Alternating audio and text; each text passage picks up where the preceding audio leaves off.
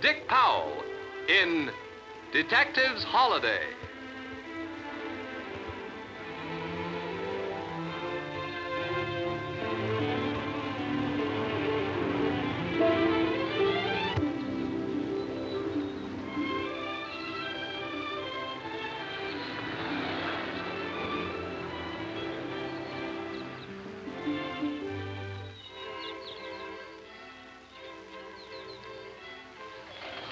Hiya, Doc. Hello, Dave. 3 hours and 10 minutes if you left when you said you were going. 3 hours and 7 minutes. Thought I'd never get you up here, Dave. How long are you going to stay? Oh, until I'm rested, completely rested. Tired? Bushed. Yeah, big city strain. All that noise, rushing about, and steel racetrack. You know, doctors down there make a fortune just telling people to take things easy. Had one up here last month, exhausted. Wouldn't listen to the doctors, huh? Wouldn't listen. He was one of the doctors. I got a place for you to stay. Good. Back in the hills a bit. Yeah, a young feller and his wife. Esau and Doris Hepburn. Couple of kids, good hunting, and nearby a fishbowl stream. And no telephone. That's for me. Oh, what'd you tell them about me? Nothing. Just a feller from the city and a friend of mine. That the way you wanted it? That's the way I want it.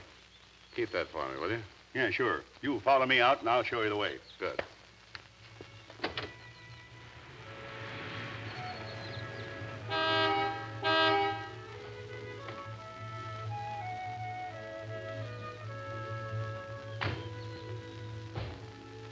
You like it? It's a picture book. Nothing here to think about except nothing. Where's your luggage? In the back. Here they are. Davy Crockett and Daniel Boone. This is John. This is Matty. This is Dave Robinson. Hi, boys. Hi. Where's your pop? Inside. All right. Hey, Pop, it's Doc. Hey, Pop, it's Doc and our new boarder. Doris? How are you, Doc? Hello, Esau. Dave Robinson, Esau Hepburn. Hello, Mr. Hepburn. Welcome, Mr. Robinson. Thank you. See, you met the boys. Yeah, I have a feeling if I stick with them, I'll find all the game is hidden in the mountains. Oh, here's the missus. Doris Hepburn, Dave Robinson. How do you do, Mr. Robinson? Welcome to our home. Thank you, Mrs. Hepburn. Very nice of you to put me up here. I'll try to be as little bother as possible. How long are you going to stay? Yeah. Shh, boys, take Mr. Robinson's bag to his room. I want the big one. No, you're not. Here. Come on now, come on. Keep going. It's a little wild up here in the morning, Mr. Robinson. I hope you're not a late sleeper. Oh, I'm going to like it here, I'm sure. I'm very grateful to you. Well, I have something on the stove. Excuse me. Well, I got to be getting back up to the office. I'll take these, Doc. Say goodbye to Doris for me, will you? I will. Excuse me, I'll walk to the car with Doc.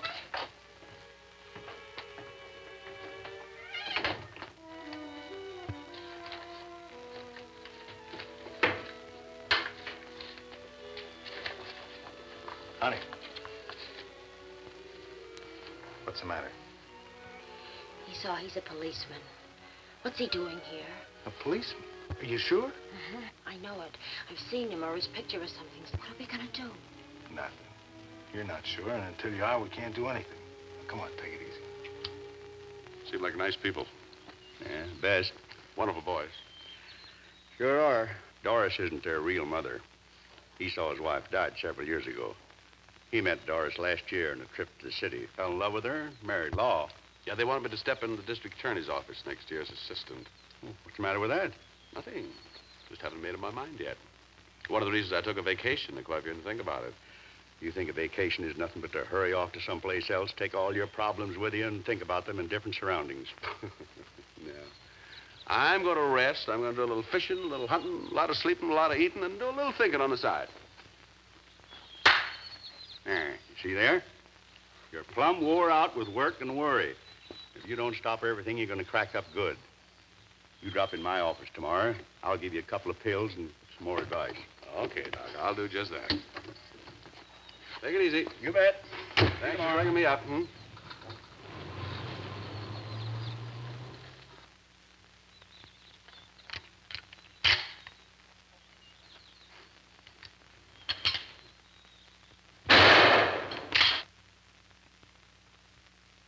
I like the feel of this one. You handle it well.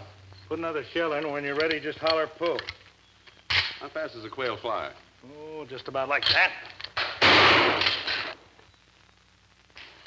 Hey, you don't shoot like a city fella. I'll tell you a little secret. When I found out in the service you got time off for top score, I became an expert. Pull. Must have kept in practice. Pull.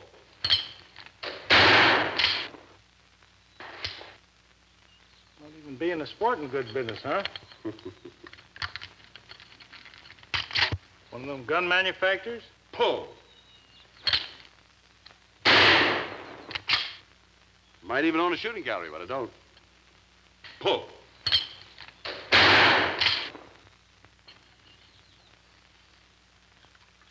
Sure I can't warm up your coffee, Mr. Robinson?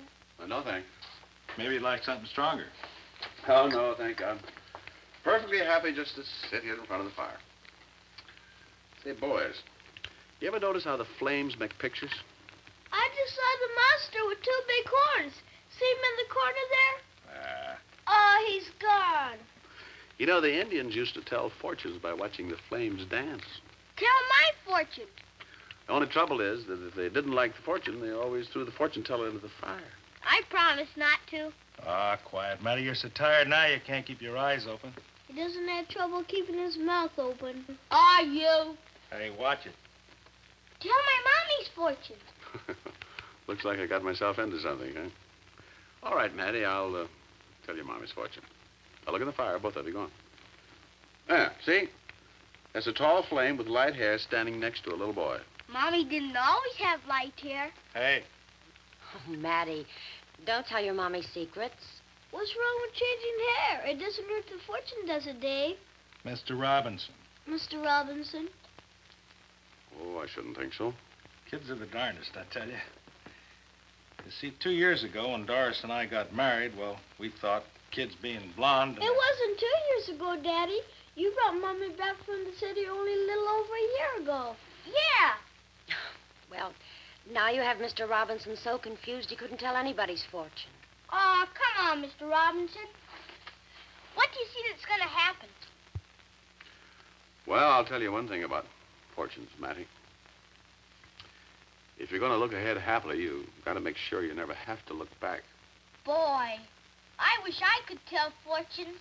Well, you could if you knew the secret of the fortune teller. What's the secret of the fortune teller? Well, the moment you start to tell somebody's fortune, they tell you. All right, boys, time for bed. Oh, Come on, come on. Kiss your mom. Good night. Good night. I'll tuck him in. Good night, boys. Come on. Night. Good night. I'll take the dishes away.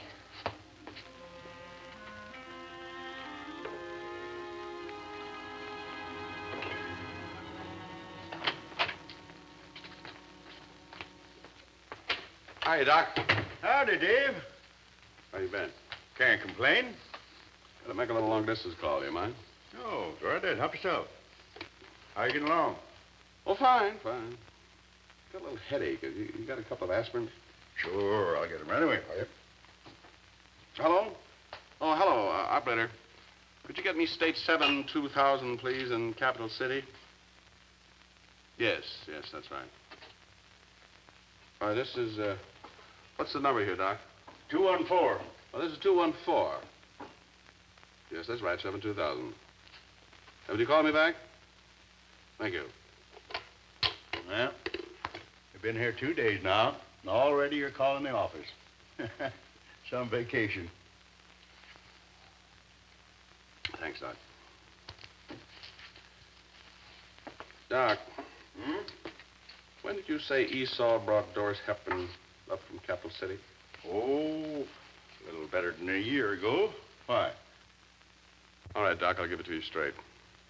I think there's a warrant outstanding for Doris Hepburn under another name. What are you talking about, Dave? 2 young fellows were caught robbing a liquor store. There was a girl in the car who may or may not have been the lookout. Oh, not Doris. It couldn't have been Doris. Well, I certainly hope not. Hello? Yes. Oh, extension 620, please. Oh, how are you, Steve? Dave, you lucky dog. How does it feel to be a man of leisure? find out you can make it up here in 3 hours if you watch the speed limit. Grab yourself a weekend. You deserve it. I'll tell the commissioner you said so. Maybe you'll lend me a sleeping bag. Well, you never know. In the meantime, I want you to do me a favor. You remember that West End liquor store job? Yeah? And the girl we thought was driving the car? Yeah? Send me that photo of her, will you? Why, you got something? I may have. Send me everything he got on her, care of Doc Hendricks, Sierra Blanca. Thought you were on a vacation. I thought so, too. Oh, Steve, have the lab man retouch the photo so she comes out blonde, huh? Blonde?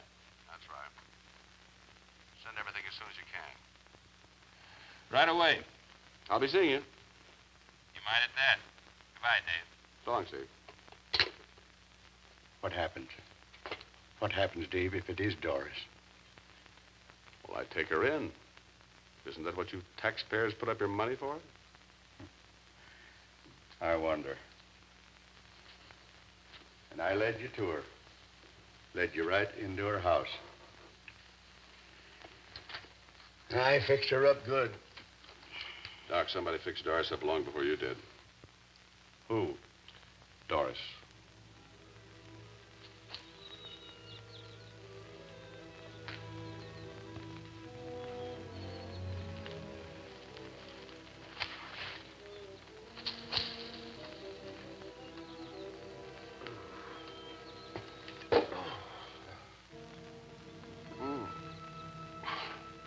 Esau. What's the matter? Oh, just let me rest here for a second. I that last hill got me. You don't look so good. I'll be all right in a minute, I think. Maybe you better go back to the city where you got somebody to look after you. You never can tell what's liable to happen to a guy up here. I feel all limp inside. I don't know whether I could make it back to the city or not.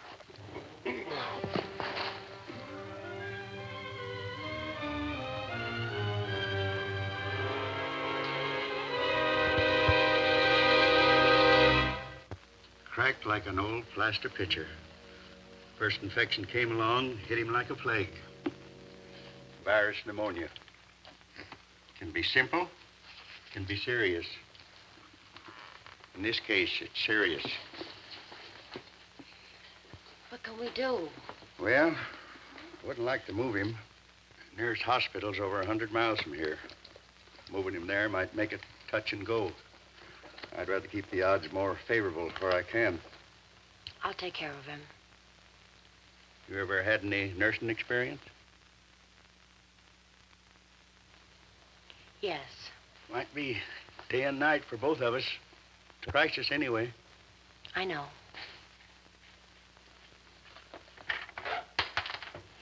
I can still move him. You're home, Esau.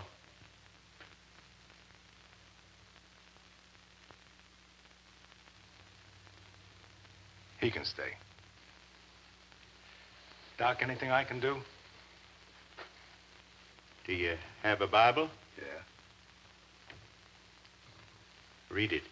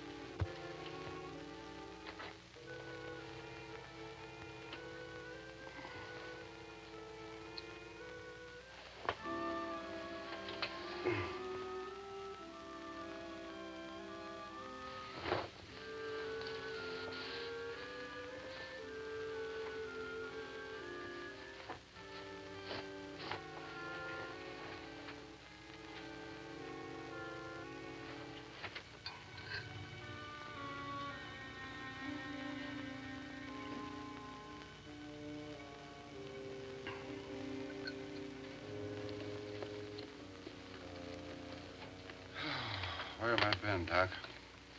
You tell me. I was scared a couple times, I know that. Me too.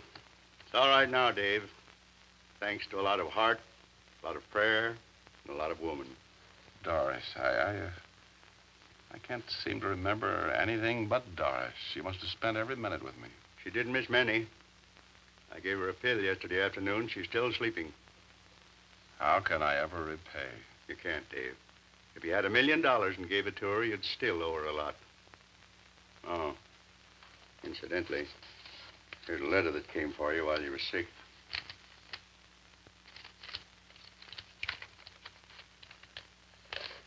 You know, one of the things I remember about the girl we're looking for is she'd been a student nurse. Goodbye, Dave. Doc, wait a minute. What do you expect me to do? Be glad that you're still alive.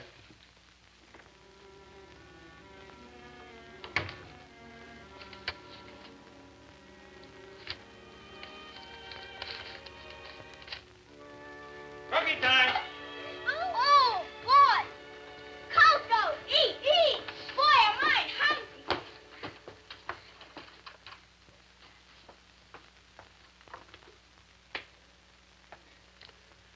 I'm sure gonna miss all this. You leaving? Yes, I thought I'd leave late this afternoon. Aw, gee, Dave. What'd you have to go back to the city for? I have to work for a living, Mattie. Work? That must be terrible.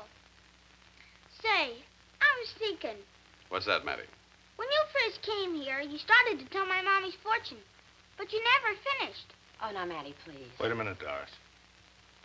I think maybe I want to hear that fortune, too.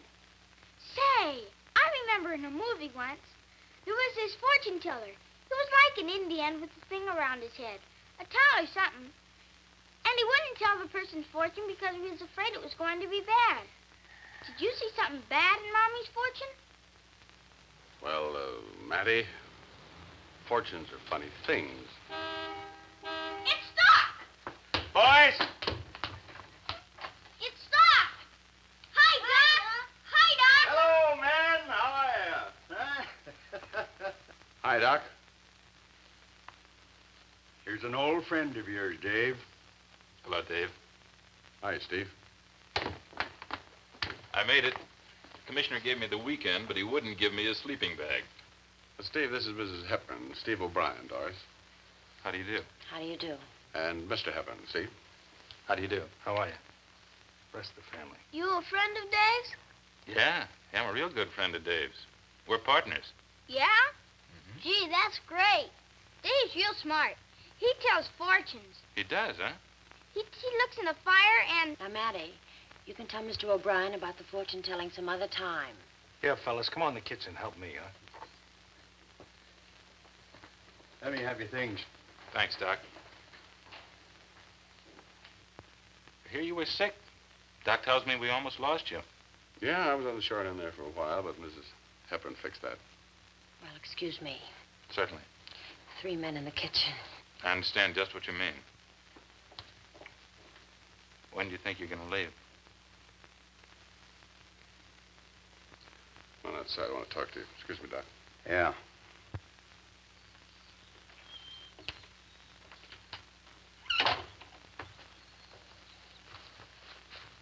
Ah, it sure is beautiful up here. Well, it's real nice. It's too bad. What is? Mrs. Hepburn. Doc told me all about it. How much she did for you. It's going to make it tough to take her in. You got my letter. Yeah?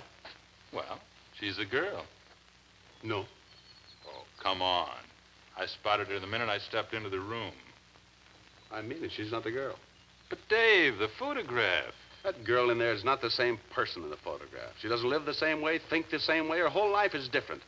She's happily married with a couple of wonderful kids. And she saved your life. Yes, she saved my life. Me, the guy who could wreck everything she has. Dave, I know how you feel. I don't think you do.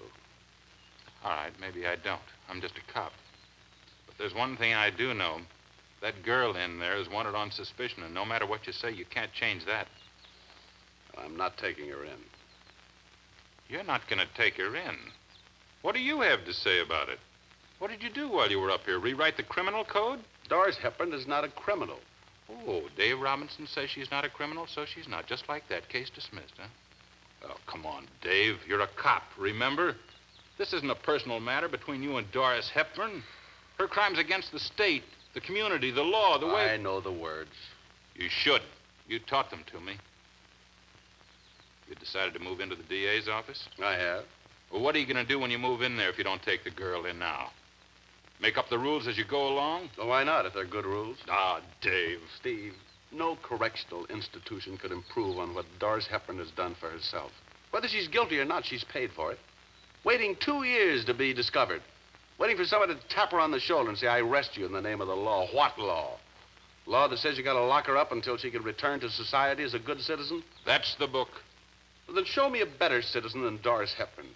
Oh, Steve, I'm not talking about changing any laws. Well, what are you talking about? Well, I'm just trying to say the law cannot be black or white. It wouldn't work that way. There's got to be room for understanding, tolerance, compassion, forgiveness.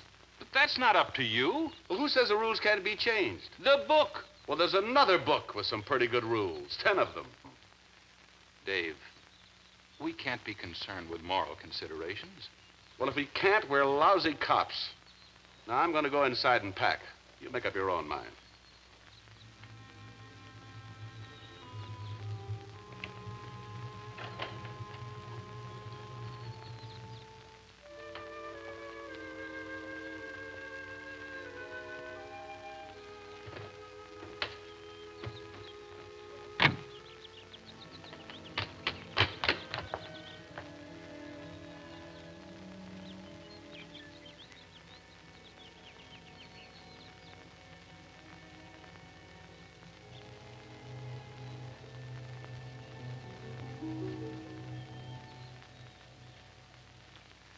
Goodbye, Mr. and Mrs. Hepburn.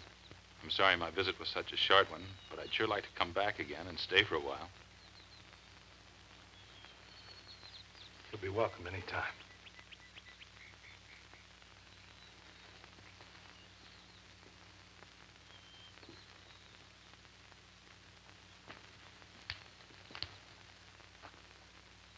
Annie, I got a little unfinished business with you. I never did complete your mother's fortune. That's right, you didn't. Well, here it is, Manny. I see nothing but happiness ahead for your mommy. Nothing to worry about. Nothing but a bright, shining future with a wonderful man for a husband and a couple of wonderful boys. Why are you crying, Mommy? That's a wonderful fortune. These are happy tears, Matty, very happy tears. Well, goodbye, everybody. Hope to see you real soon. Goodbye, Dave. Thanks. Bye, Dave. Doc? Goodbye, Dave. Best patient I ever had.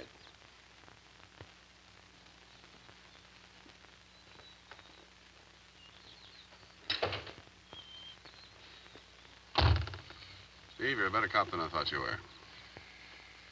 Gonna buy you dinner on the way in. Might even buy you a drink. No. I'll buy you one.